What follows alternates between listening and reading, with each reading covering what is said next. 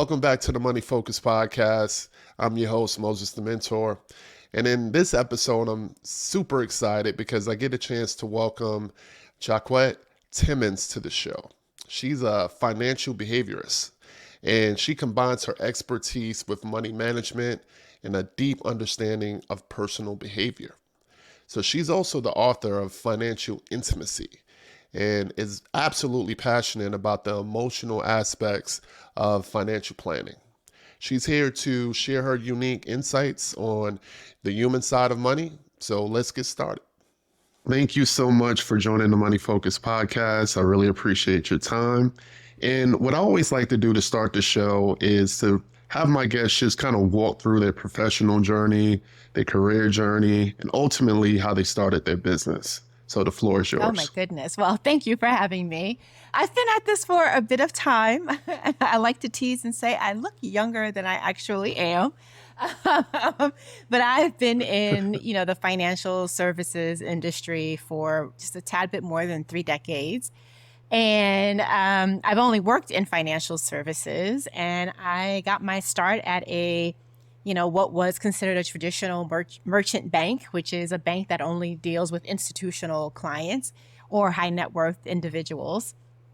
And what got me interested in the behavioral side of money is watching up close and personal the stock market crash of 1987 and seeing how there was just this one event, but drastically different reactions to it. There were some people that were very calm and others that were not so calm, based on how much money they lost for themselves or for their clients. So that was the first seed that got me interested in behavioral finance and behavioral economics. So I call myself a financial behaviorist, and some people are like, oh, well, that's a new term. But the discipline of it is not new. It's been around for many, many years. But the second seed that really kind of was the amplifier, if you will, of me beginning to be even more curious about this is the time that I spent in the private bank on a team managing money for high net worth individuals, and really just coming to understand that, wow, those clients had many more zeros and commas behind those zeros than my family. They had the same questions and challenges that my mother did. She worked for Social Security, and at her, grade level in the federal government, we were fine. We weren't poor. We weren't working poor, but we also were not rich or wealthy. And yet I just kind of saw some parallels between the questions and the challenges and the fact that they just simply had more resources and more people to tap into. So that was the other thing that kind of amplified it. And I went to school to do my MBA in finance. And then shortly, probably about 3.5 years after that, went out on my own and, started off with an investment advisory firm that was registered with the SEC.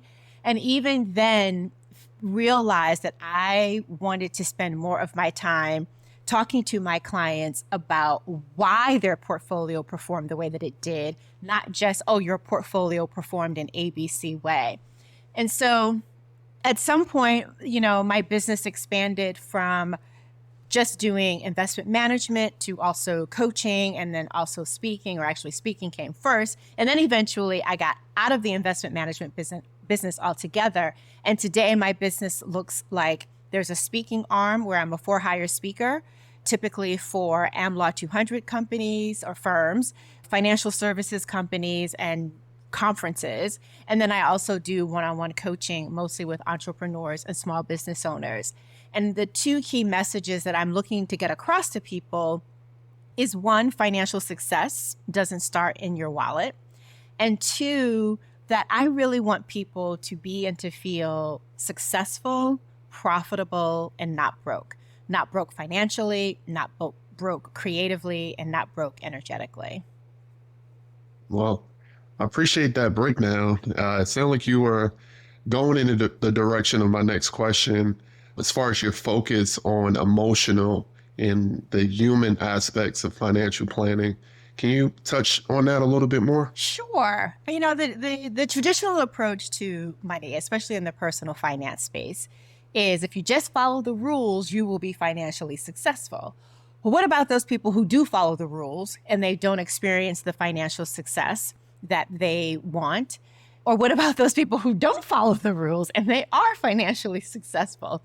And so, part of my point in the conversation around financial success not starting in your wallet is just the simple reality that following the rules doesn't take into account any of the nuances that anyone could have on an individual basis. It doesn't take into account any of the systemic factors that can influence someone's experience with managing their money and building wealth.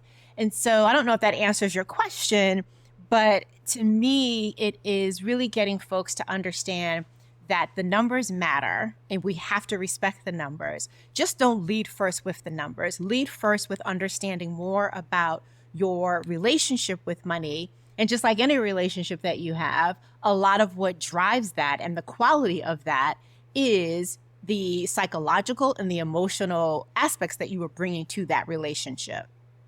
Definitely answers the question. Sounds like that's a differentiator in your approach from traditional financial planning.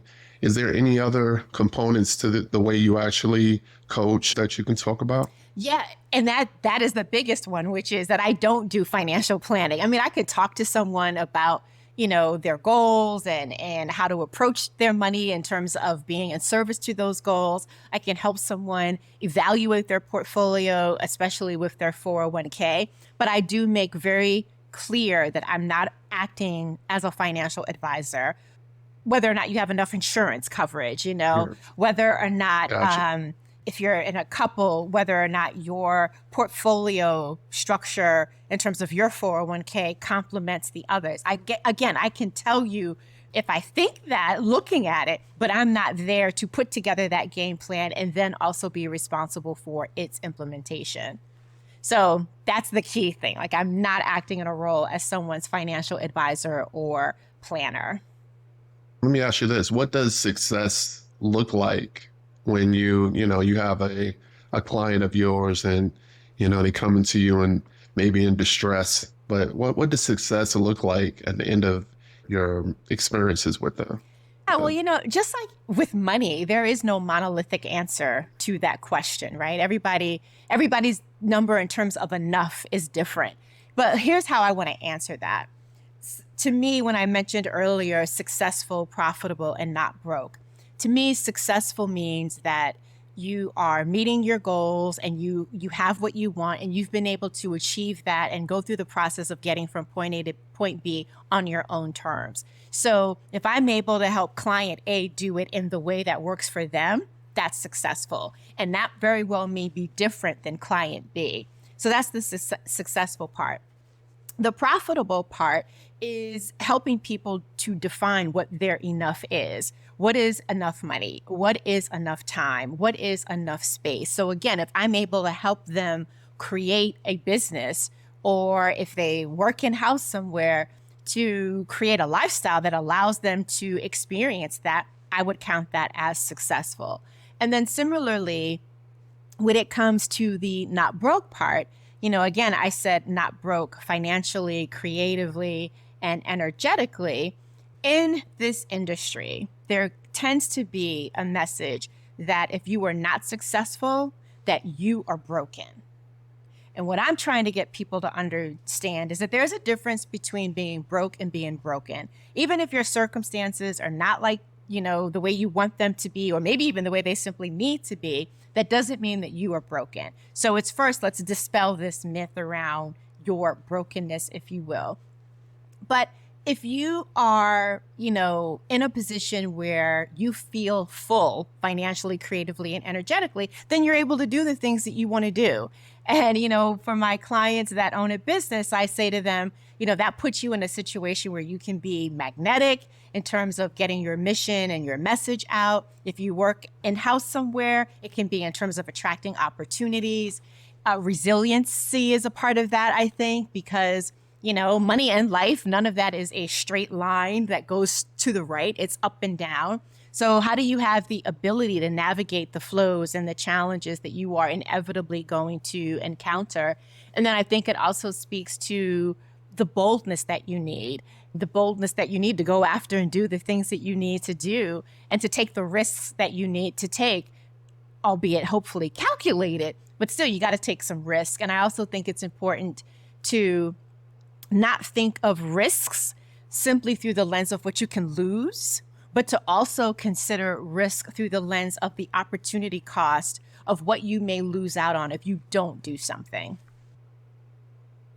Appreciate the breakdown. I mean, I think that all makes sense. I hope it wasn't too much all at once, like agree. No, definitely wasn't. And it all makes sense. I mean, you're such an intelligent woman, and you have this best-selling book called Financial Intimacy. So I want to shift gears and talk a little bit about that. So in your book, you explore the connection between money and relationships.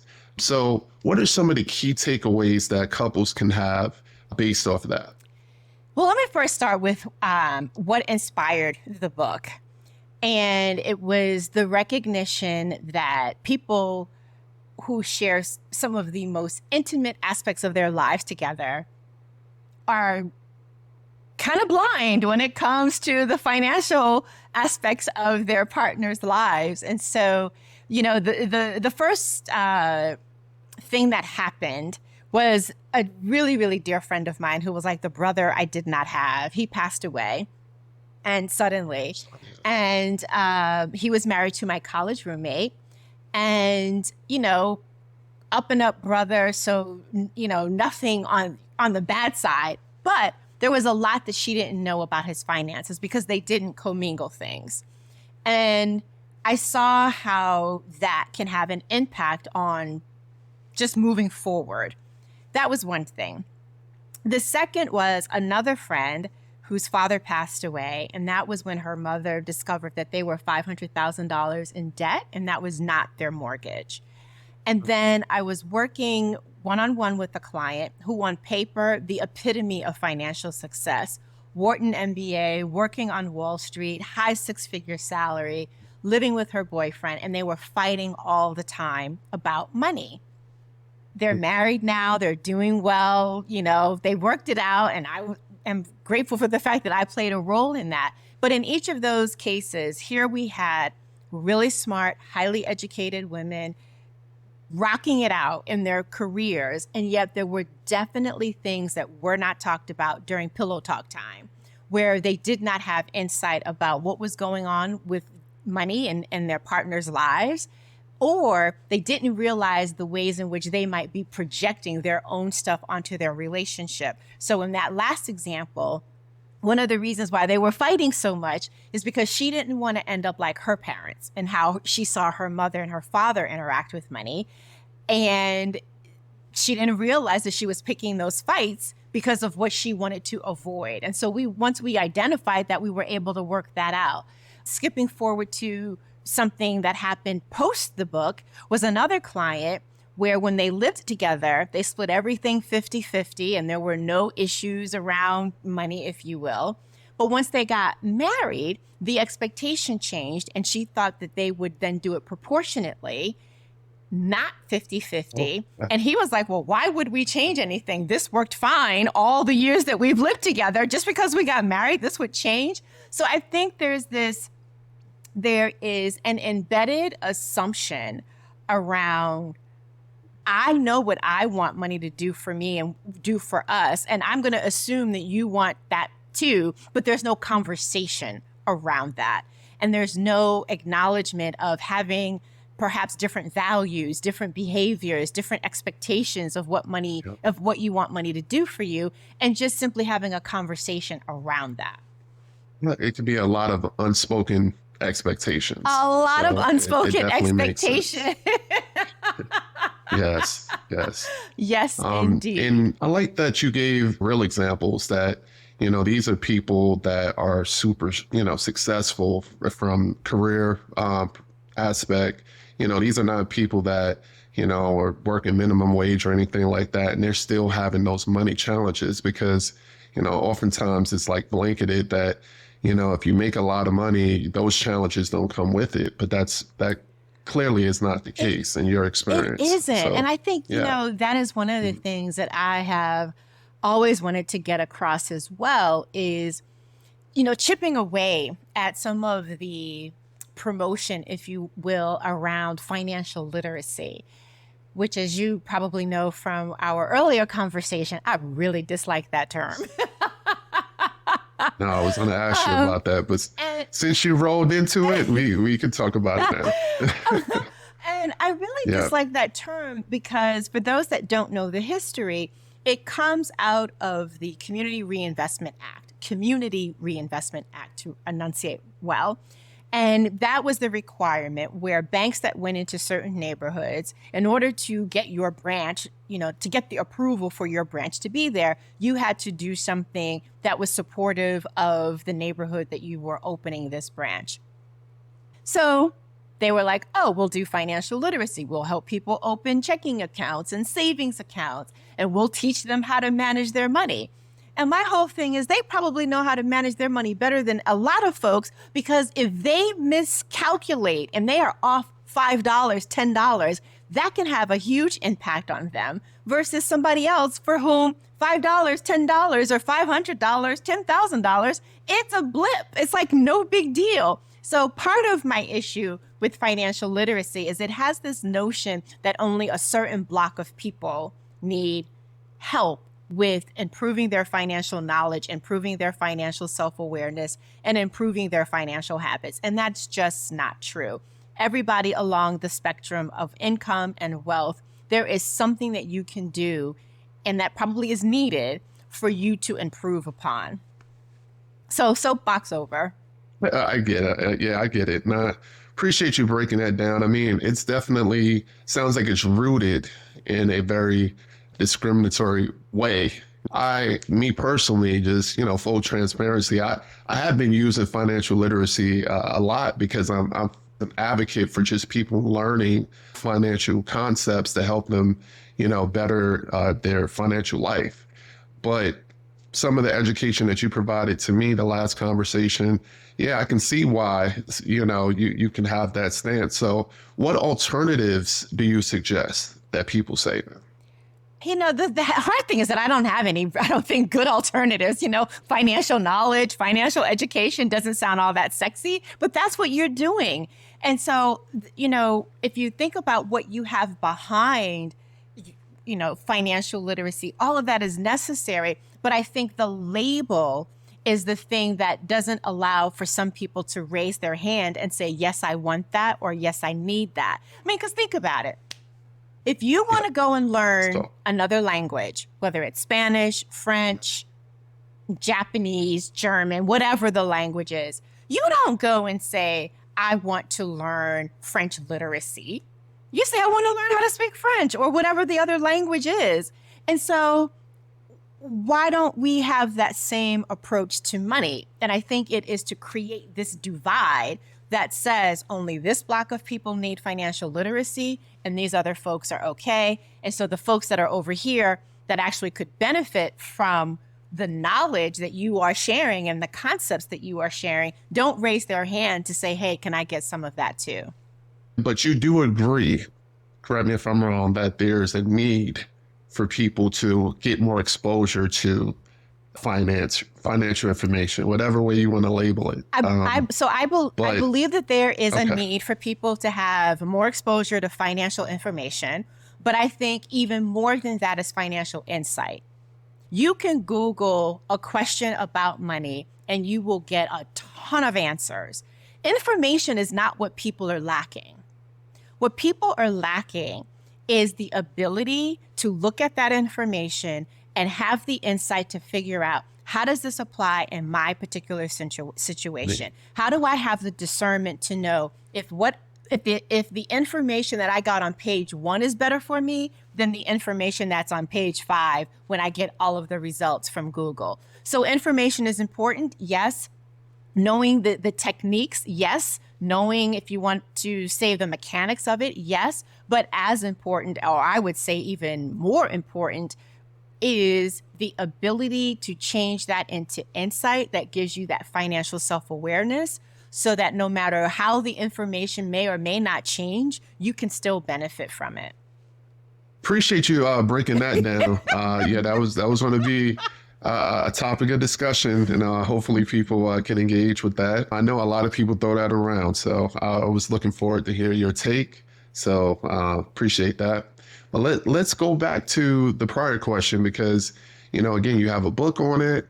And it's very important because people, I'm married. I know there can be tough conversations about money and how to, manage money and different ways to look at it. And it's a key driver to a lot of people, going the divorce route or couples just breaking up. So what are some key takeaways that you can tell the audience about regarding financial intimacy? So, there is that stat that says that money is, one of the top 5 reasons that couples either break up or get a divorce. And I would say that it's not so much money, is that it's the inability to talk about money. Because when we think about it, money, it just evokes so many different perceptions and it means so many different things to people. And it taps into your identity as a person, your identity as, someone who's quote unquote doing it right and successful. It reveals your beliefs. It reveals your expectations. It reveals your level of discipline, your vision. And so all of that can be vulnerable when either things are not the way you want them to be, need them to be, or they are in stark contrast to a person that you are intimately connected to. And so to me, it's not so much about are the numbers adding up as it is, it's how I feel about the numbers, how I think about them, how I approach them. How does that either make you and I compatible or create some stress? And if it creates some conflict and stress, how do we then talk about it? And when we have something like money that is shrouded in so much guilt and shame, it can make it difficult for people to expose themselves and to also be open enough when someone exposes themselves and they don't actually like what the other person is sharing. So when you pretty much uncover that, what are some next steps that you advise? Well, the first thing is to not expect either of you to be perfect. A. B, to provide some grace both to yourself and to the other person, and to be willing to listen. Like to just listen, make no comments perhaps, just be the listener and take turns doing that. And then really just be in agreement around whether or not you want there to be a common solution when you get on the other side. Now, I'm saying all of this, and I'm saying all of this with the hope and the hope and the understanding that neither person is doing something nefarious and they're not committing any sort of financial infidelity. Then that's a whole different kind of conversation. But if it is just a matter of you are a spender and I'm a saver, or vice versa, and that's creating conflict, or I want to live in this neighborhood, but the house costs this much, and you want to live in this neighborhood because you think the houses are cheaper and we just can't come to agreement. Those are different kinds of conversations and negotiations, because at the end of the day, that's what you're always navigating, right? You're navigating and negotiating. How do we create a family vision that supports perhaps your individual visions? Because look, you don't all of a sudden scrap the thoughts and the dreams that you had as an individual simply because you're now paired with someone else. It becomes a thing where you have perhaps your vision, our vision. And sometimes when there is a disconnect between those, you've got to work that out. But just like with anything, it is about communication and the degree to which you are willing and open to compromising, which means giving and taking, which is all about negotiating. When you actually work, because you said you're a behavioralist, right? And I love that title. when you work with your clients, what are some common beliefs or just behaviors that you really have to address? Like, what's something that really comes up a lot that you could talk through? Well, one is some people don't like to actually look at their numbers. And that's an important thing to do. Now, I am not someone who suggests that people track their money for the purposes of creating a budget, because I'm not so much a budget person. I am someone who is a huge advocate for budgeting. Difference, subtle, yes, but significant. But a lot of people don't like to confront what are their numbers telling them. So they have no clue.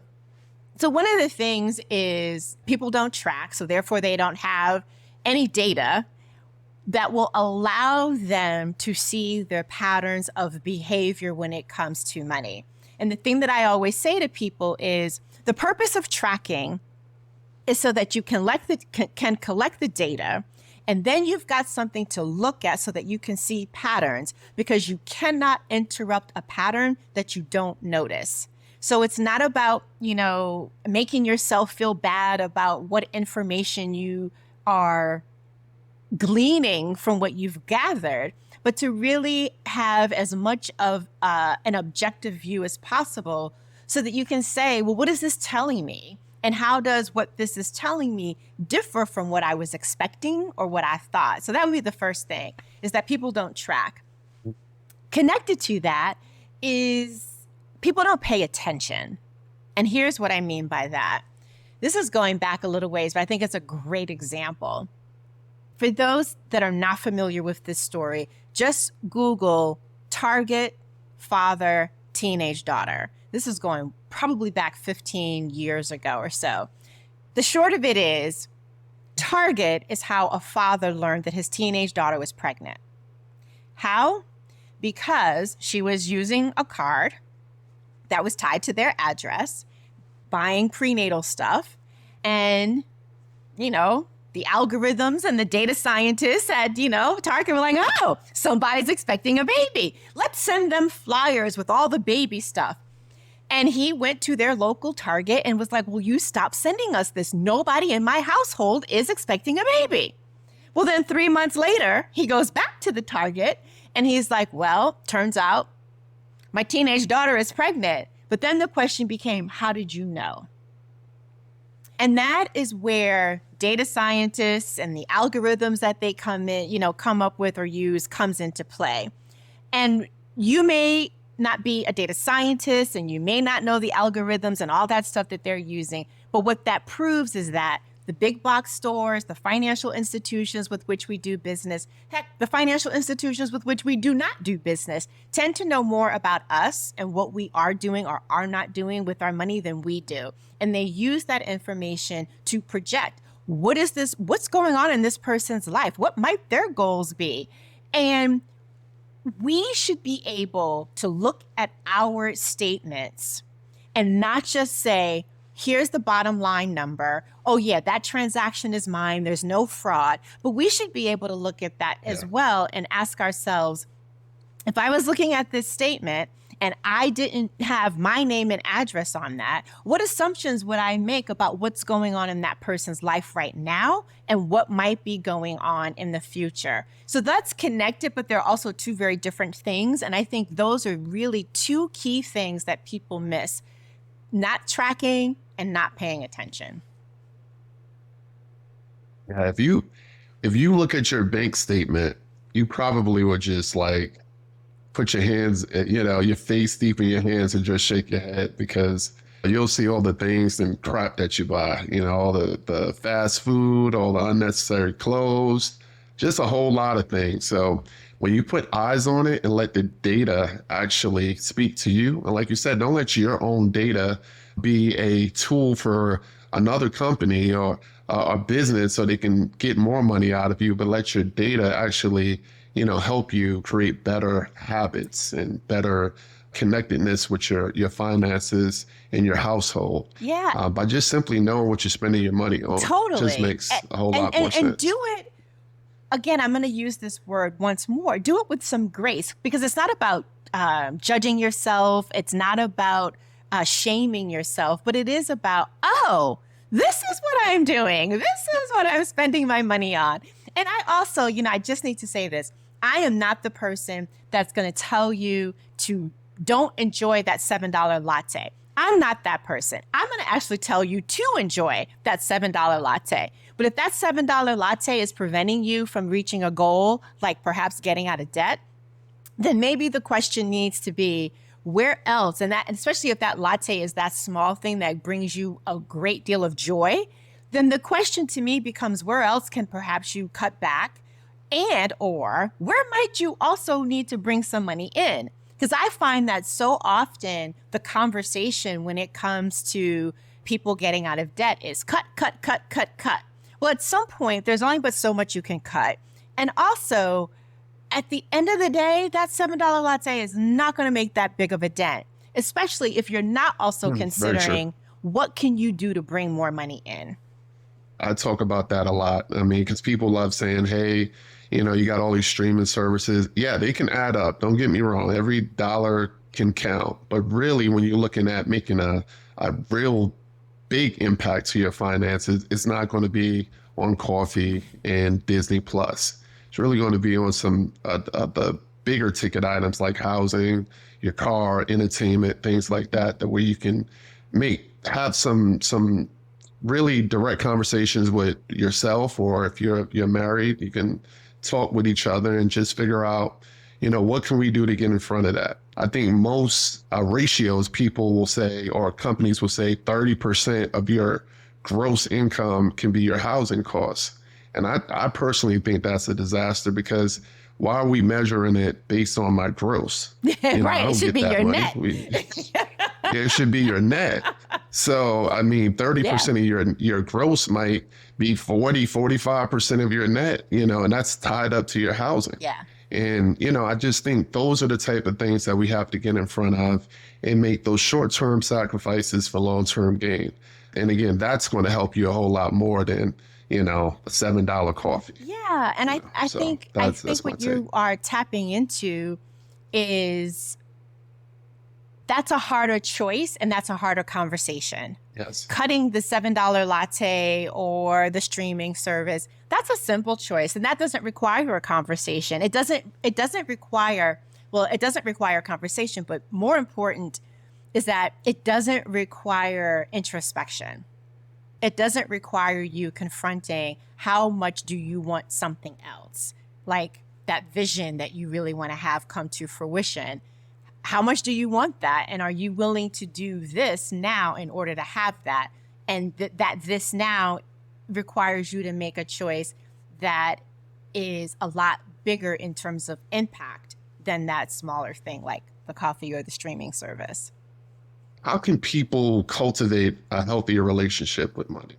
What's some advice you have about that? Well, one is think of it in the same vein as you think of any other important relationship that you have in your life. If you're married, that's an important relationship. If you have children, that's an important relationship. Your parents, your other family members, your friends that are really important to you. You do things to nurture those relationships. Same is true with money. You can't just ignore it.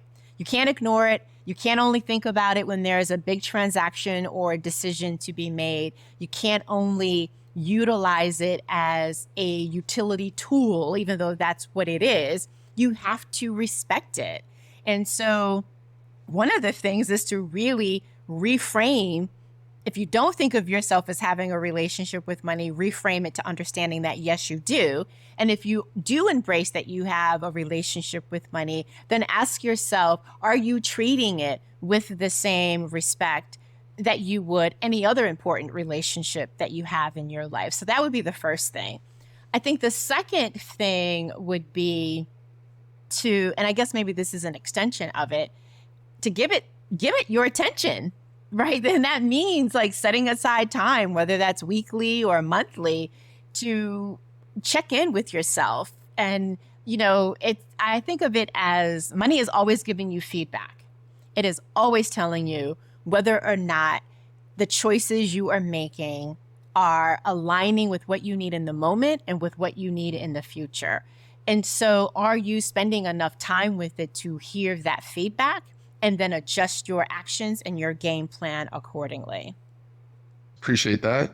There's a lot of aspiring authors that I connect with, and they, for the most part, self-publish. So I wanted to, before I let you go, I definitely wanted to ask you about publishing a book because you chose the traditional route to publish your book. So what actually drove that decision? And then if you can expand a little bit on some of the pros and cons of self-publishing versus traditional publishing. So I think the thing to keep in mind is timing and time. And what I mean by the difference between the two is from a timing standpoint and our moment in time, where things are very different now in 2024, as you and I are having this conversation, than in 2007 when I signed my book deal. So I signed my book deal in 2007. My due date was 2008. My book came out 2009. Yeah, 2009. Okay. And a couple of things. I'm talking about money. I'm talking about the intersection of love and money, which at the time was not a common intersection to have discussed in a mass market conversation that wasn't religious based. So it's not that there weren't books out there about love and money, but those that were out there focused on it from a religious standpoint. And my book is agnostic in that regard. And so for me, it wasn't even a question to self-publish because of the topic, because of who I am, a Black woman, and because I don't have any evidentiary proof of this. It's all anecdotal. But I do not think that my very first interview on my book on CNN would have happened if I had self-published. I just don't think that. Media outlets, especially back then, needed the validation that comes from a traditional publisher that this person has something of note to say and we should pay attention and listen to. So that is time and timing, because back then that was the environment. That was the only option. Fast forward now to 2024, the publishing industry looks very, very different. People can, self-publish a book, and some people now do that. And that is really something that they use on the back end for speaking. So they don't need the affirmation or validation of the traditional public media landscape to say, hey, this person has something worthy to say. So there's that. Yeah. And then now there's also a lot of folks that are doing hybrid, where they are aligning with a publishing house that is part self-publishing, but part getting support that you would get from a publisher. Because what you get from a publisher is a little bit of an advance. I didn't get that much of an advance, but you do get a little bit of an advance, and you do get some marketing support in the beginning. So I don't know if that fully answers your question, but I think time and timing, and maybe a better way is just the environment. It really, I think, plays a key role in whether or not you do traditional self or a hybrid. And then I also think it depends on what's the role of that book in your business. Like for me, the role of the book was to have a published book and to have something out there. It wasn't to use it so much as, I have a speaking gig and let me sell these in the back of the room. Yes, you want that, but it wasn't like that was a part of my financial business model. That's what I'm running into from people that I might interview or just encounter, that they have the book to go along with their speaking engagements. So they speak, and like you said, they bring their books on the road with them, and it's very lucrative. I mean, because they go out if they're a great speaker, people want to support them. They buy books on the way out. So it works out perfect. Yeah. The self-publishing industry has changed a lot too since, the early aughts, if you will, because Mhm. There are times when you can't tell that a book was self-published. Back then, you could easily tell when a book was self-published. The Okay. quality of the book cover, like just all kinds of things, Yeah, screamed, yeah, I oh, bet. this was self-published. So that's changed a I lot. bet. Yeah. What I was going to ask, like, if you were, well, when you, or you can expand on that, if you plan on writing another book, would you go the route today of self-publishing, or would you like to still tap into a traditional publisher? I would like to do the latter, still tap into a traditional publisher. And also, my current publisher has the first right of refusal. So there's that. Gotcha.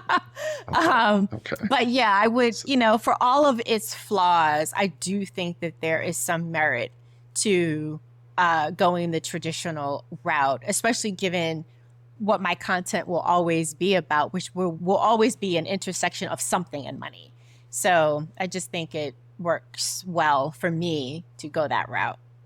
If I change my mind, I'll let you know. But right yeah, now, that's yeah, that's the let me that's know. the plan. Let's close it out. What final thoughts or advice do you have for the audience? And also make sure to drop your website and how we can reach you on social media as well.